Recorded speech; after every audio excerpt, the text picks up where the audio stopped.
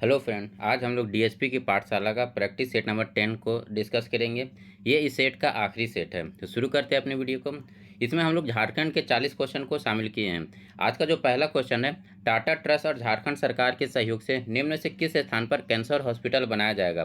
पलामू में, रांची में, अनगढ़ा में या चरौंदी में? तो टाटा ट्रस्ट और झारखंड के सहयोग से रांची के सुकुरहट्टू में एक कैंसर हॉस्पिटल बनाया जाना है, यानी जो इसका करेक्ट आंसर हो जाएगा ऑप्शन बी हो जाएगा।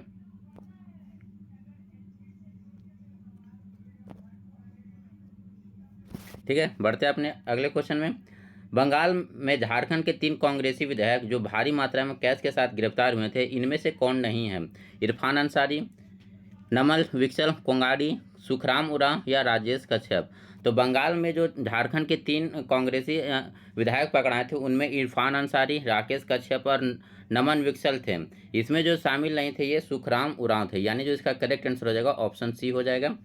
उसके बाद हमारा नेक्स्ट क्वेश्चन है, कॉमनवेल्थ गेम्स 2022 में स्वर्ण पदक विजेता भारतीय महिला लॉन बॉल टीम में झारखंड की कौन सी खिलाड़ी शामिल थी? रमा खालको, लवली चौबे, रूपा रानी तिर्की या डी, बी और सी दोनों? तो कॉमनवेल्थ गेम्स 2022 में भारतीय महिला लॉन बॉल टीम में जो झारखंड की 2 खिलाड़ी थी वो लवली चौबे और रूपा रानी तिर्की है, यानी जो इसका करेक्ट आंसर हो जाएगा ऑप्शन डी हो जाएगा। आप लोग कमेंट करके बताएं कि रामा खालको किस खेल से संबंधित है। हमारा जो नेक्स्ट क्वेश्चन है, हुंडू जलप्रपात कहाँ पर स्थित है? राजमहल की पहाड़ी, हजारीबाग का पठार, पोरहाट की पहाड़ी या रांची का पठार? तो हुंडू जलप्रपात जो है वो रांची के पठार पर स्थित है, और ये किस नदी पर है? तो स्वर्णरेखा नदी पर है, और किस जिले में है? तो रांची जिले में है। तो इसे भी आप नोट डाउन कर लीजिए। इसके अलावा कुछ और पॉइंट नोट डाउन कर लिए, जैसे ये हुंडू जलप्रपात झारखंड का सेकेंड हाईएस्ट वाटरफॉल है। ठीक है, सेकेंड हाईएस्ट वाटरफॉल है झारखंड का।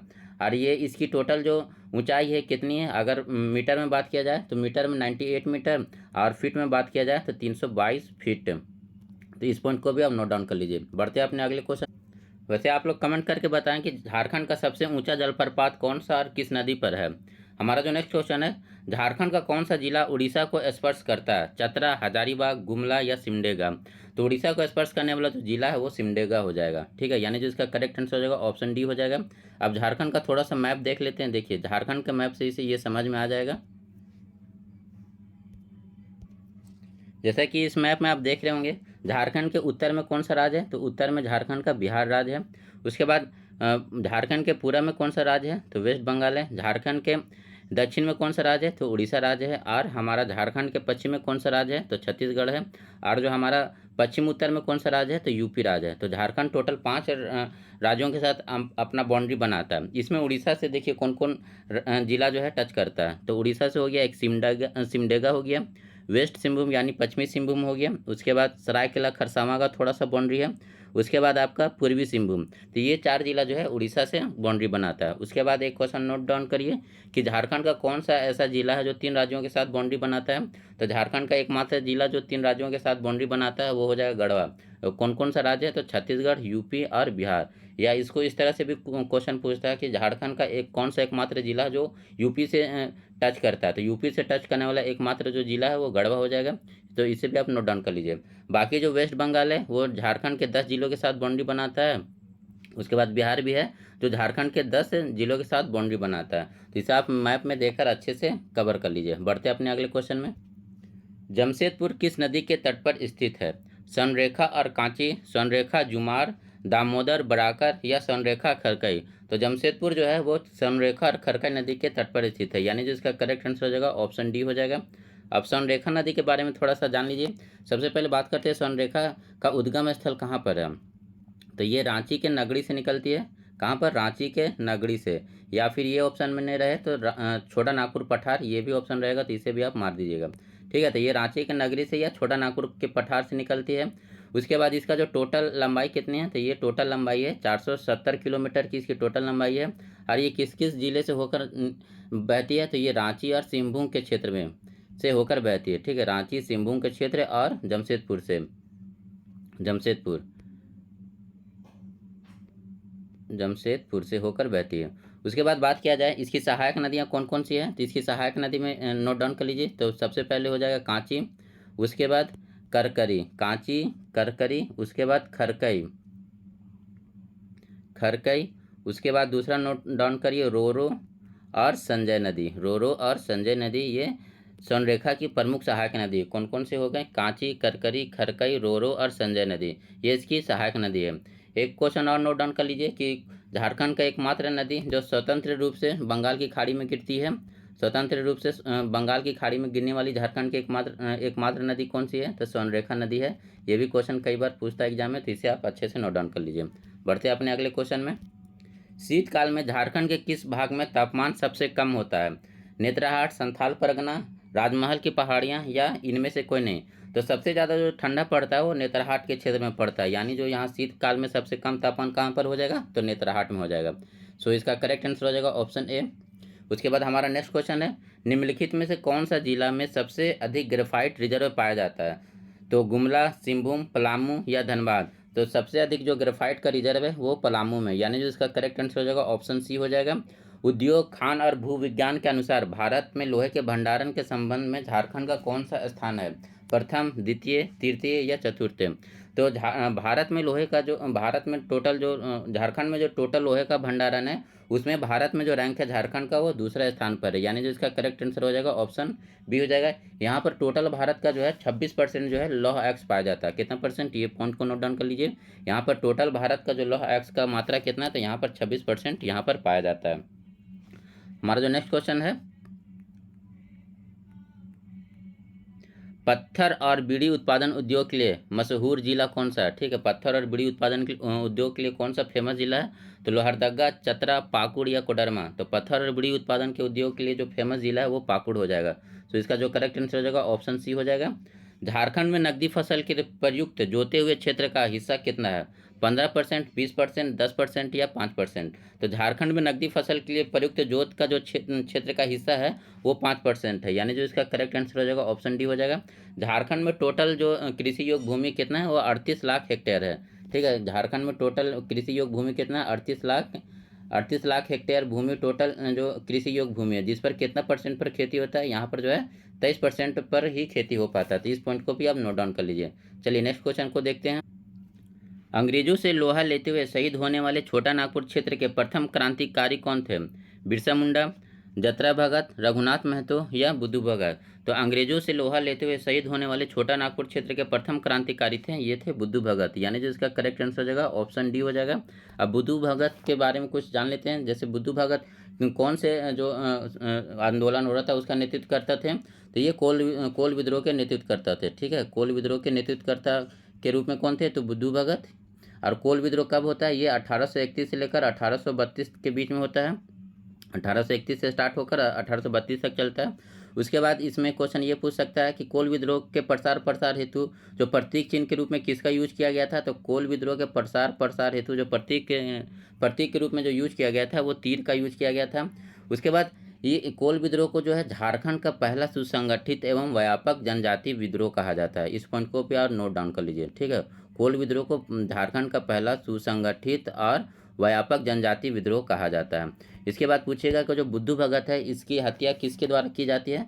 तो बुद्धू भगत प्लस इनके 150 जो साथी थे, इसकी जो हत्या है ये कैप्टन इम्पे के द्वारा किया जाता है। कैप्टन इम्पे, तो इस पॉइंट को भी आप नोट डाउन कर लीजिए। अगर पूछेगा बुद्धू भगत और उनके 150 साथियों का जो हत्या है वो किसके द्वारा किया जाता है? तो कैप्टन इम्पे के द्वारा। बढ़ते अपने अगले क्वेश्चन।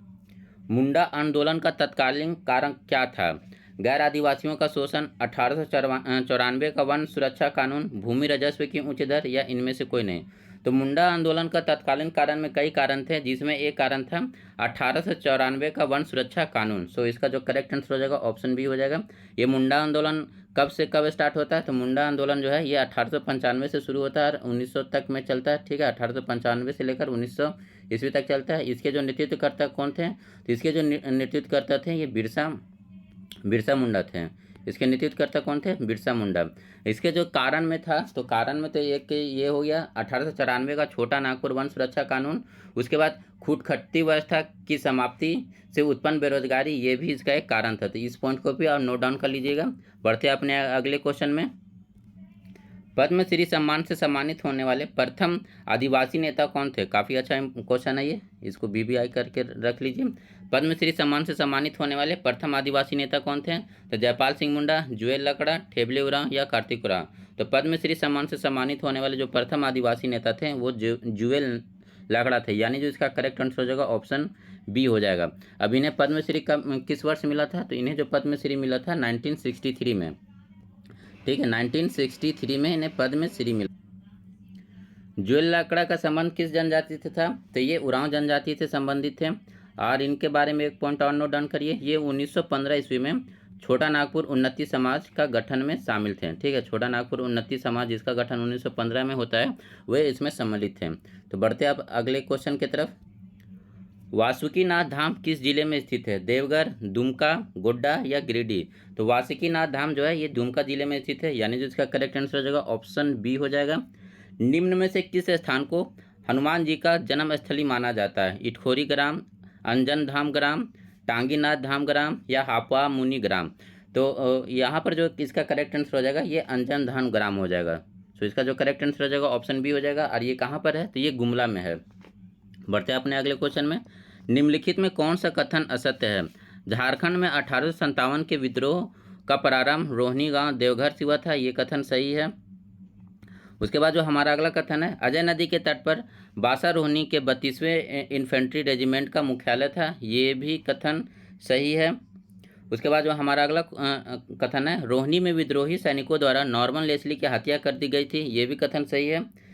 हमारा जो अगला कथन है, हजारीबाग में 1857 के विद्रोह के नेता महेंद्र शाही थे, ये महेंद्र शाही नहीं थे बल्कि सुरेंद्र थे। यहाँ पर जो महेंद्र की जगह क्या हो जाएगा? सुरेंद्र शाही, ठीक है। तो यहाँ पर जो इसका करेक्ट आंसर हो जाएगा ऑप्शन डी हो जाएगा। हजारीबाग में 1857 के विद्रोह के नेता कौन थे? तो ये सुरेंद्र शाही थे। बढ़ते अपने अगले क्वेश्चन में।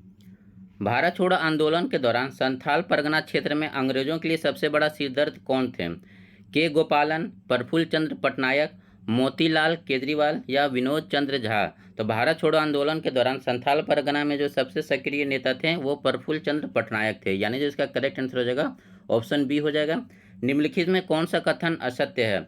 झारखंड में नमक सत्याग्रह का श्री गणेश 13 अप्रैल 1930 को हुआ, ये कथन बिल्कुल सही है। हजारीबाग के खचांची तालाब के निकट केवी सहाय ने नमक कानून बनाया, ये भी कथन सही है। पलामू में नमक सत्याग्रह के नेतृत्वकर्ता सोनार सिंह खारवार एवं चंद्रिका वर्मा थी, ये भी कथन सही है। जमशेदपुर में नमक सत्याग्रह के नेतृत्व पानी गोपाल मुखर्जी ने किया, नहीं, ये यहाँ पर जो है ये कथन गलत हो जाएगा, ऑप्शन डी यहाँ पर जो गलत हो जाएगा। यहाँ पर जो ये पानी के जगह हो जाएगा नानी, ठीक है, नानी गोपाल मुखर्जी, ये थोड़ा थोड़ा बस ऑप्शन चेंज कर दिया है। तो जमशेदपुर में नमक सत्याग्रह का जो नेतृत्व किए थे वो कौन किए थे? ननी गोपाल मुखर्जी ने किया था, ठीक है। बढ़ते अपने अगले क्वेश्चन में। 1924 में कहाँ के लोगों ने विष्णु माहुरी के नेतृत्व में हट कर ना देने के लिए आंदोलन चलाया? मानभूम के क्षेत्र में, सिंहभूम के क्षेत्र में, वीरभूम के क्षेत्र में या ढालभूम के क्षेत्र में? तो 1924 में विष्णु माहुरी के नेतृत्व में हट कर देने के लिए जो आंदोलन चलाया गया था वो सिंहभूम के क्षेत्र में चलाया गया था, यानी जिसका करेक्ट आंसर हो जाएगा ऑप्शन बी हो जाएगा, ठीक है। हमारा जो नेक्स्ट क्वेश्चन है, रामगढ़ में संपन्न कांग्रेस के 53वें अधिवेशन के संबंध में कौन सा कथन असत्य है? ठीक है, इसमें कौन सा कथन असत्य देखना है। तो इसमें जो पहला कथन है, रेडिकल डेमोक्रेटिक पार्टी एवं फॉरवर्ड ब्लॉक का जन्म हुआ। उसके बाद हमारा जो अगला क्वेश्चन है, मुख्य प्रवेश द्वार का नामांकन बिरसा मुंडा के नाम पर किया गया, ये भी कथन सही है। सभा स्थल का नाम अजहर नगर रखा गया था, नहीं, ये जो सभा स्थल का नाम है अजहर नगर नहीं बल्कि ये था मजहर, यहाँ पर अजहर के जगह कर दीजिए मजहर नगर, ठीक है, बस इतना ही इसमें सुधार करना है। तो सभा स्थल का नाम जो था ये मजहर नगर था।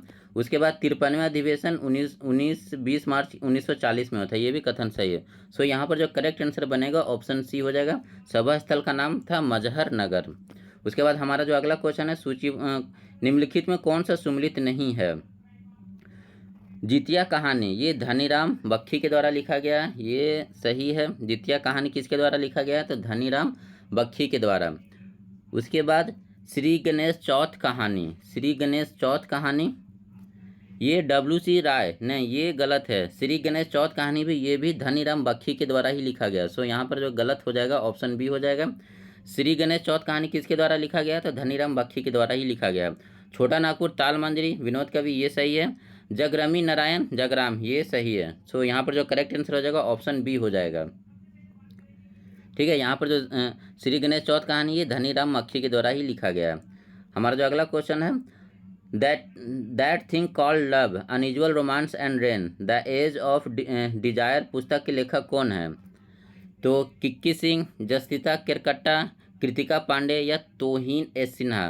तो इसके जो लेखक हैं ये तोहिन एस सिन्हा हो जाएगा, यानी जो इसका करेक्ट आंसर हो जाएगा ऑप्शन डी हो जाएगा। इनके लिए एक बुक और जो है ये काफ़ी अच्छा बुक है, इसे आप नोट डाउन कर लीजिए। इस बुक का नाम जो है लेजेंड ऑफ बिरसा मुंडा, ठीक है। लेजेंड ऑफ बिरसा मुंडा के लेखक भी तोहिन एस सिन्हा है, ये हो सके एग्जाम में पूछ ले। लेजेंड ऑफ बिरसा मुंडा के पुस्तक के लेखक कौन है? तोहिन एस सिन्हा। चंचला कुमारी का संबंध किस खेल से है? योग से, कुश्ती से, बॉक्सिंग से या तीरंदाजी से? तो चंचला कुमारी का जो संबंध है ये कुश्ती से, यानी जो इसका करेक्ट आंसर हो जाएगा ऑप्शन बी हो जाएगा। हमारा जो नेक्स्ट क्वेश्चन है, सतनाम सिंह और आरिफ इमाम किस खेल के प्रशिक्षक हैं? हॉकी के, क्रिकेट के, फुटबॉल के या एथलीट्स के?